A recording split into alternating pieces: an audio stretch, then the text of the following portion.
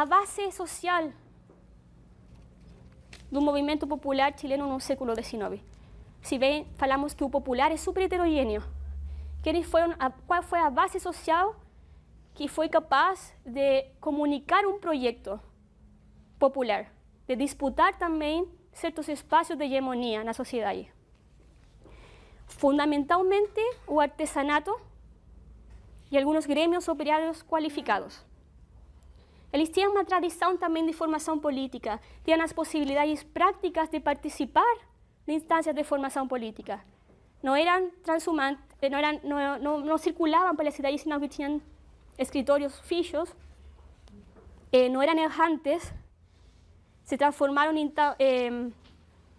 tinham um tipo de inserção trabalhista que permitia também que eles reconhecessem uma figura contra a qual disputar espaços de poder.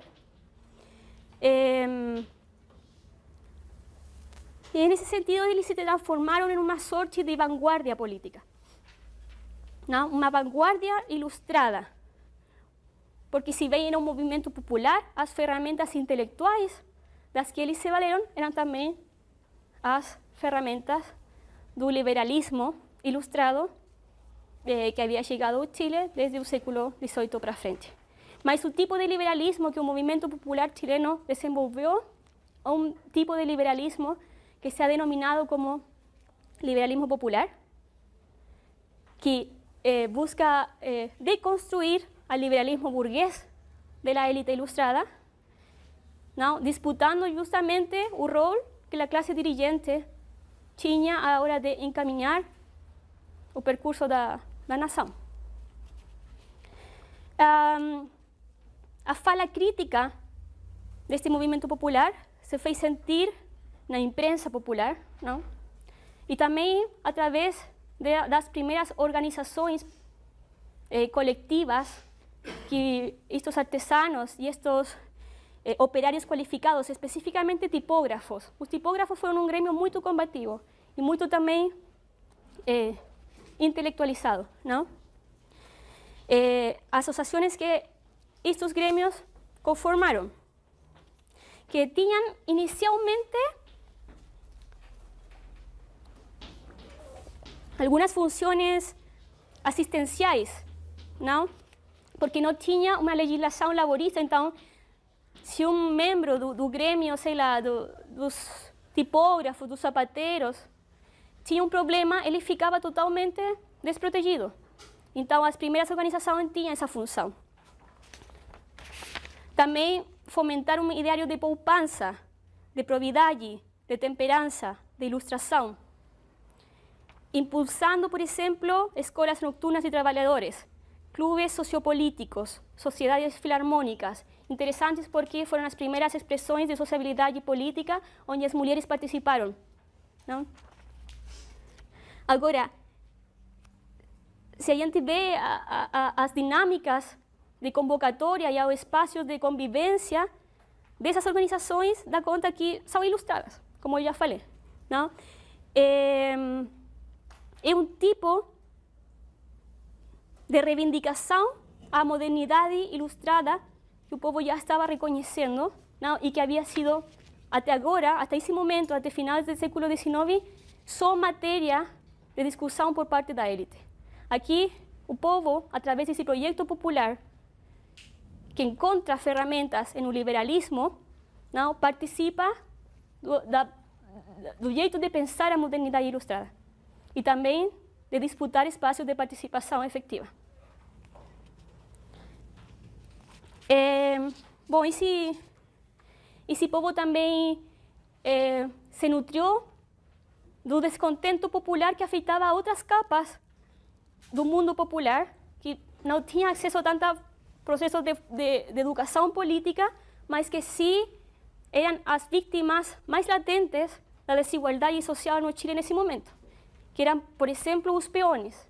Os peões eram os caras que percorriam a cidade em busca de um trabalho e que eram parte da população imigrante das províncias à capital do Chile, Santiago, em busca de melhores condições de vida, pero que finalmente ficavam confinados à marginalidade, morando em lugares insalubres, não? É típico problema da vivenda popular no século XIX na América Latina, com todo um conjunto de problemas de saúde associados.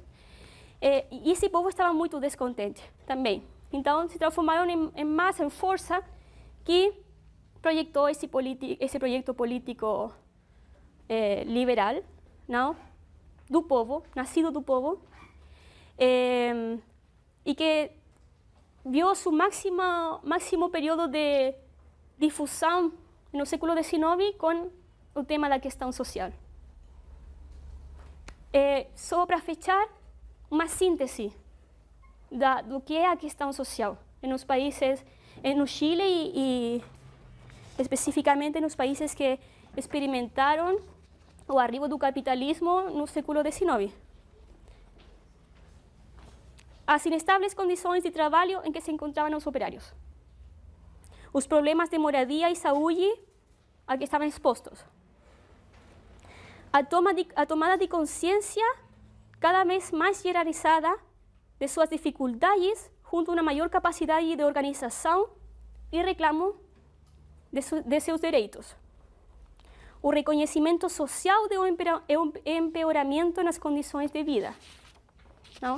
Esse conjunto de coisas que passa pelo prático, mas também pelas discussões políticas, não? Sobre a precarização do mundo popular, em um contexto especificamente urbano, dão forma ao que a historiografia tradicionalmente é denominado como questão social.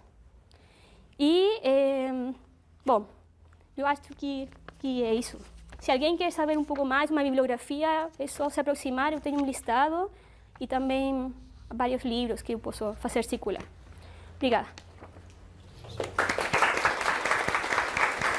Então, a primeira coisa que eu penso que ficou clara na exposição da Elizabeth, que eu aproveito então o ensejo para agradecer aqui enormemente, é o fato de que a nossa aula de hoje é dedicada ao tema das relações entre o Estado Nacional e os setores populares urbanos.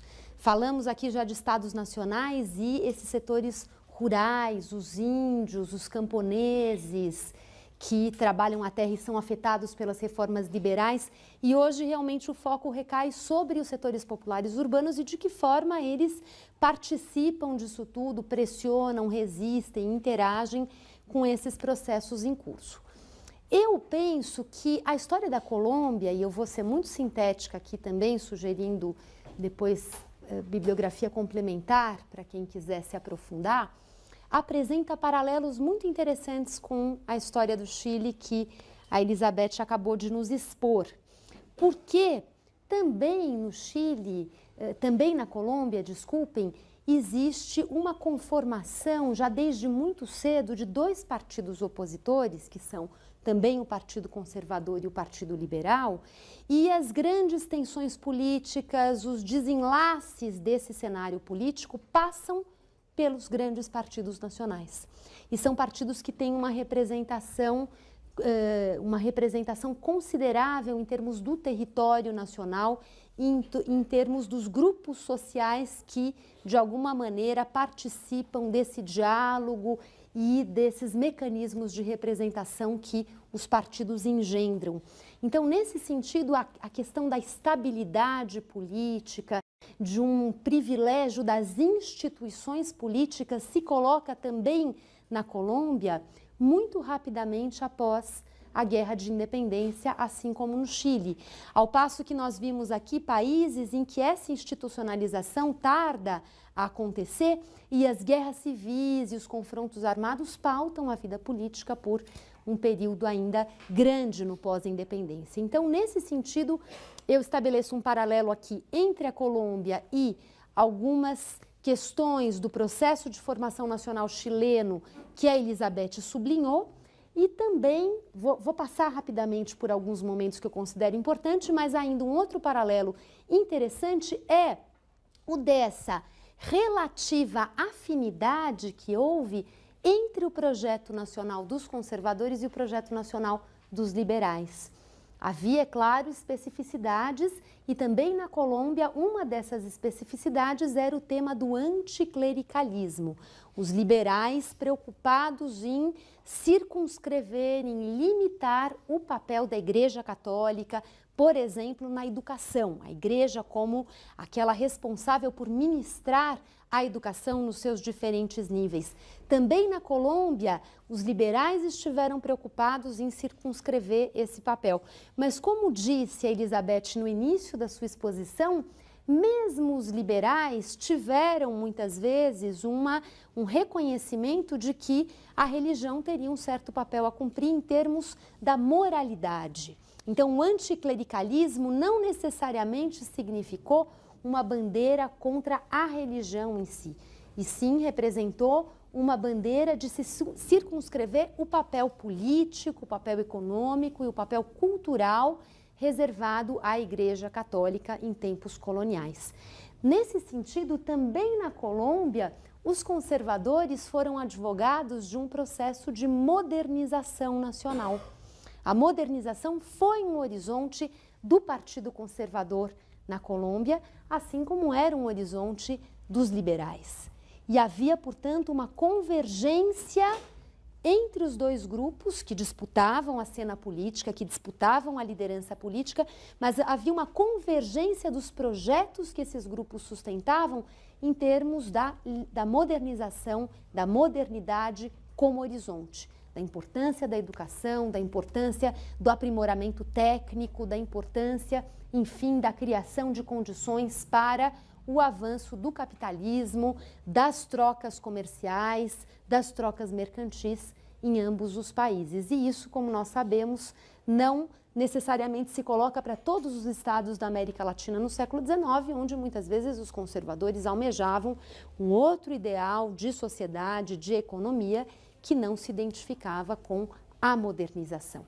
Então, é por isso também que esse paralelo entre Chile e Colômbia é interessante, e esse paralelo deu espaço, favoreceu a modernização de ambos os países, Chile e Colômbia, no século XIX, e no bojo dessa modernização em curso, ou seja, de manufaturas que são fomentadas por esses artesãos, que tem também uma visão da importância da técnica, da importância das relações mercantis, que estão de alguma forma vinculados a esse espaço de relações sociais e econômicas.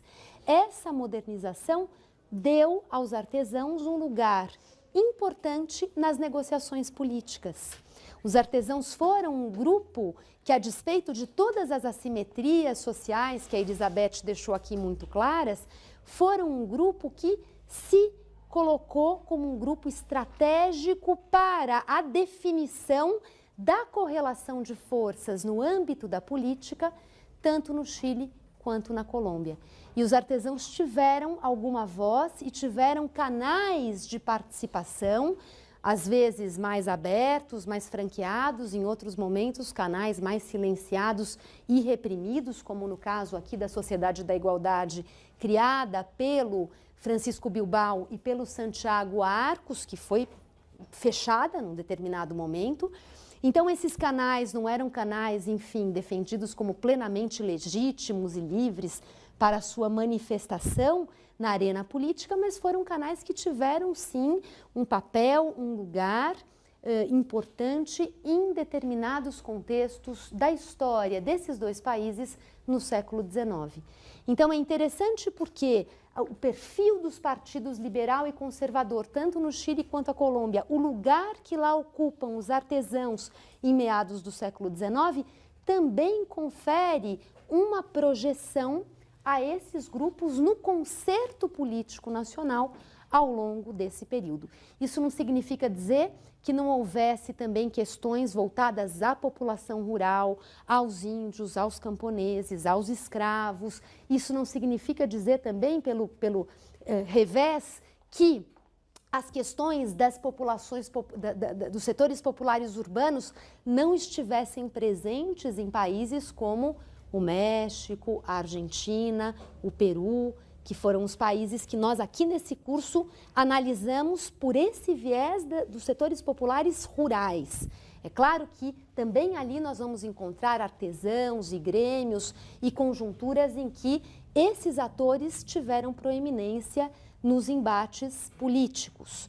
Mas faz muito sentido olhar para esses grupos, para o papel desses grupos em relação ao Chile e à Colômbia, em virtude desses paralelos que eu acabei de destacar, que tem a ver com um projeto nacional sustentado tanto por conservadores quanto por liberais e, ao mesmo tempo, que tem a ver com essa relativa estabilidade das instituições políticas que se organizam no período pós-independência e que precisam, em determinados momentos, do aval, do endosso desses grêmios de artesãos para que as coisas pudessem acontecer.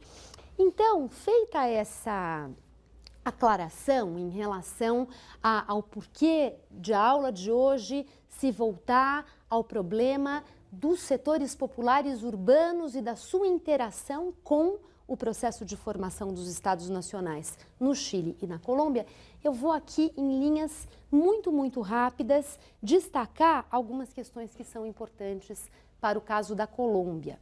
E a primeira coisa que eu queria lembrar a vocês, que tem a ver também com a fala da Elizabeth, é o fato de que, para esse período e para essas questões, foram muito importantes as referências do socialismo utópico, ou melhor falando no plural, dos socialismos utópicos que estavam em voga na Europa dos anos 1830, 1840 e que viveram um momento de crise, embora não tenham saído de cena, a partir de 1848, com as revoluções em várias partes da Europa de 1848.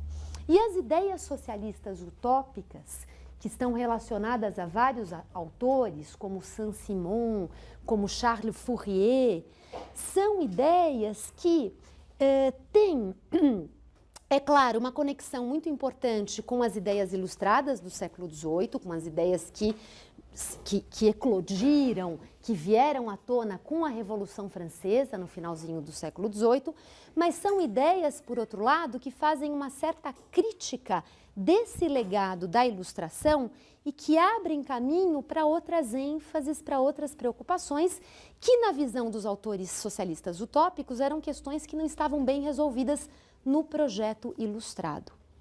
Em meio a essa revisão e a esse reequacionamento que se opera no mundo das ideias, nesse contexto dos socialismos utópicos, eu vou chamar a atenção aqui para algumas poucas ênfases. A primeira delas, a preocupação em se unir razão e sensibilidade.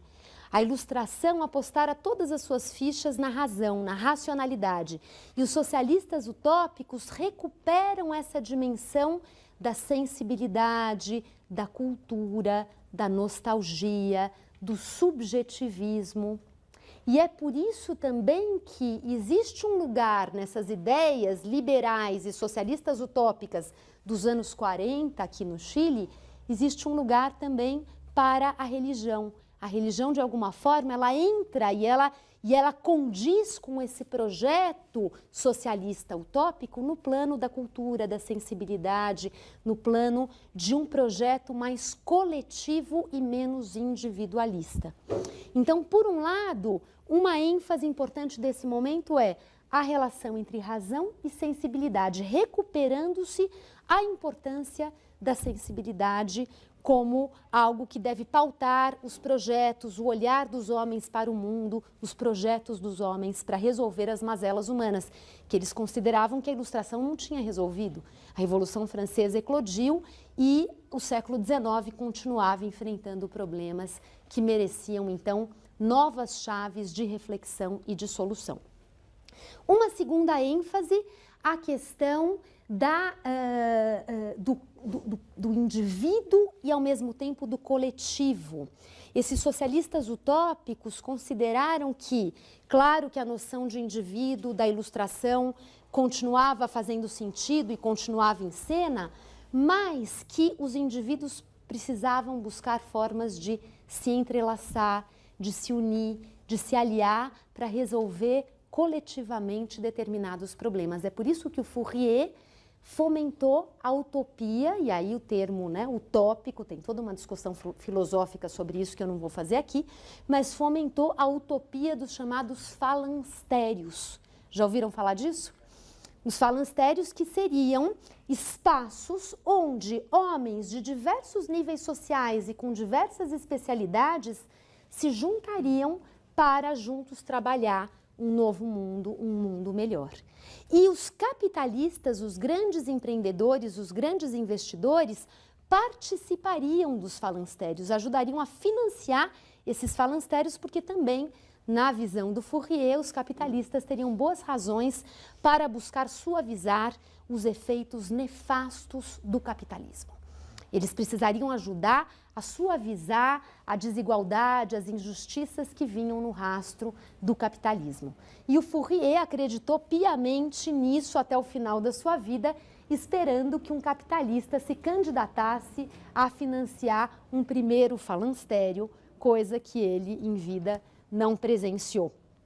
Para quem se interessar por esse assunto, eu acho que há 3 referências bibliográficas muito interessantes. A primeira delas, o livro do Edmund Wilson, Rumo à Estação Finlândia, em que ele conta a história das ideias socialistas e começa pelos socialistas utópicos, descrevendo a trajetória do Saint-Simon, do Fourier, de uma forma muito viva.